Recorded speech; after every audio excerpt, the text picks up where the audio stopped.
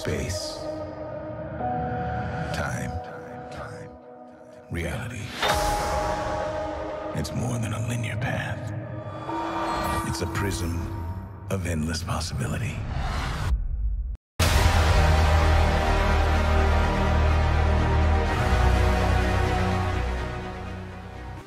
What's up, YouTube?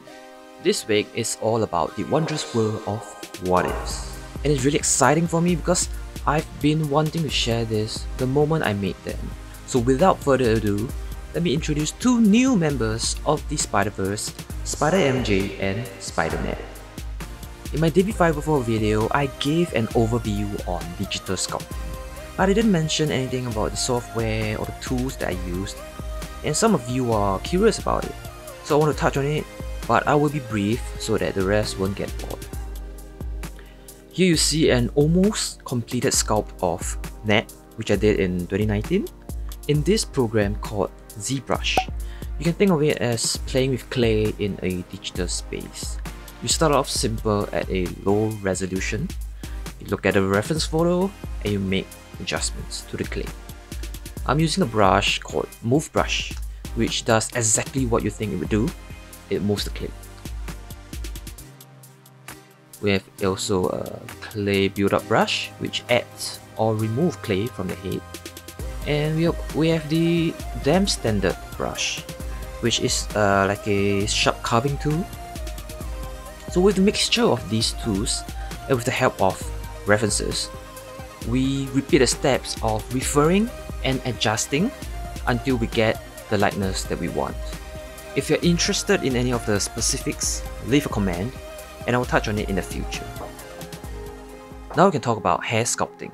The most important thing about hair sculpting is to understand the flow of hair. What's flow, you may ask? Well, I would say that it's how the hair rests on the head and how they overlap over one another. Here you can see that I'm really trying to get the overall shape of the fringe, and I'm adding and removing clay, adjusting shape as and when I like it. You don't want to go in strand by strand at the start without making sure you get the overall shape right, because it's highly likely that you're gonna have to redo those details again when you realize that the overall shape of the hair just isn't there yet. But once you get the shapes right, you can go ahead and start filling in the gaps.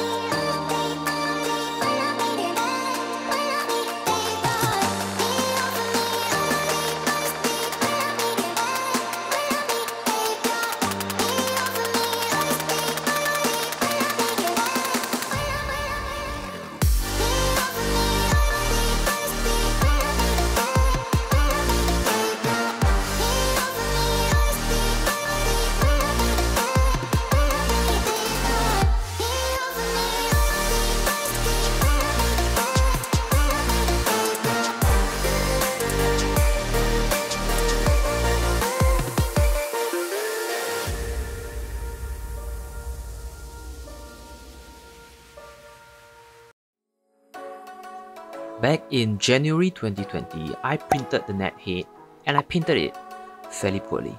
But don't get me wrong, at that time I was very proud of it. And to attach the head to this body, I've shaved the neck down so that it can fit onto the body. But now that I have a new printer and I printed a better version of the head, I couldn't use the same body anymore because the damaged neck will show, so I needed a way to cover it up. And I had the weirdest idea. This knockoff Spiderman was a joke in the community, and people who reviewed it were talking about how huge the neck looked, with the suit being too stretchy and not slim fit enough. But to me, it was a gem.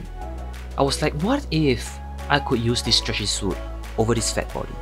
and once I have a stupid idea in my head, I'd have to do it. You would think that I'm trying to ride the hype of Marvel's What If series, but this is actually how most of my customs come about. A what if. What if I gave this head a repaint? What if I did a body swap? And with cheap knockoffs like this, that is when all my questions could be answered, because I don't feel as bad if I ruined it. Removing the suit certainly wasn't the hard part. It's the squeezing of the bigger body that required a little convincing and a lot of patience.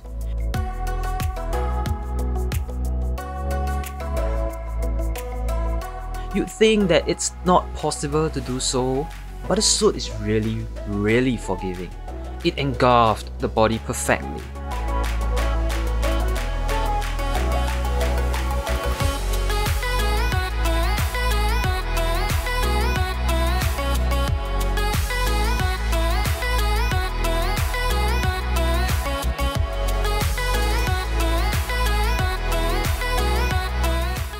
And with a little amateur sewing at the back to secure it in place, we have ourselves a slightly bigger than usual Spiderman.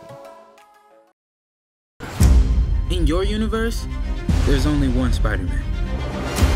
But there is another universe. It looks and sounds like yours, but it's not.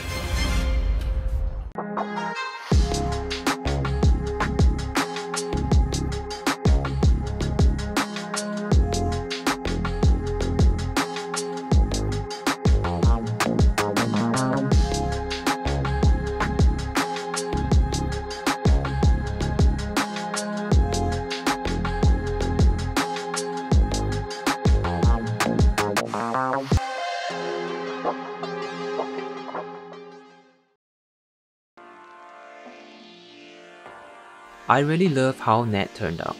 MJ, not so much. I will be revising her sculpt one day. I was actually planning to launch my channel with Spider MJ, and I still have the video unlisted in my channel right now, but it was quite bad.